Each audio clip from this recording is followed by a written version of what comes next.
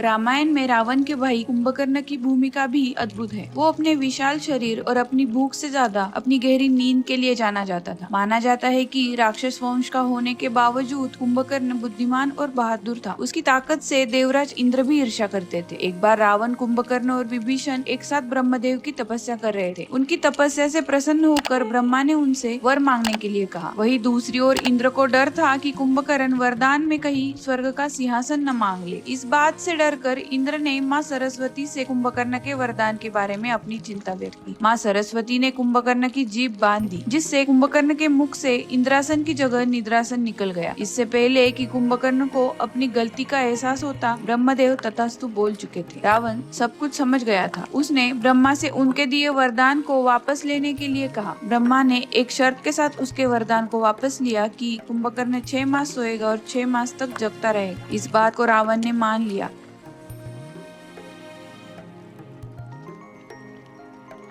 क्या आपको पता है रावण के दो जुड़वा भाई रामजी और रावण के युद्ध से पहले ही मारे गए थे? आइए जानते हैं कि वे कैसे मारे गए। खर एक नरभक्षी राक्षस था। वो दूषण का जुड़वा भाई था, रावण का छोटा चचेरा भाई और कैकसी की बहन राका का पुत्र। शूर्पणखा के अपमान के बाद घायल शूर्पणखा अपने भाइयों खर और दूषण के पास पहुंची और उसने बदला लेने को कहा। खर और दूषण असुर राजा थे। शूर्पणखा की दशा देखकर उन्हें बहुत गुस्सा आया। राम को भी संकट की आशंका हुई तो उन्होंने लक्ष्मण से सीता को किसी सुरक्षित जगह ले जाने को कहा। राम जी स्वयं धनुष और बाण लेकर तैयार हो गए। खर और दूषण हाथियों, रथ और सैनिकों की भारी सेना लेकर आ पहुँचे। युद्ध शुरू हो गया। शत्रु सेना ने चारों ओर से आक्रमण कर दिया। राम जी ने उनका सामना किया और सारी सेना का नाश कर दिया। सबसे अंत में एक तीर से उन्होंने खर, दूषण और उनके मित्र त्रुसर को मार डाला। इस बीच एक और असुर था, अंकपन, जो किसी तरह से बच गया।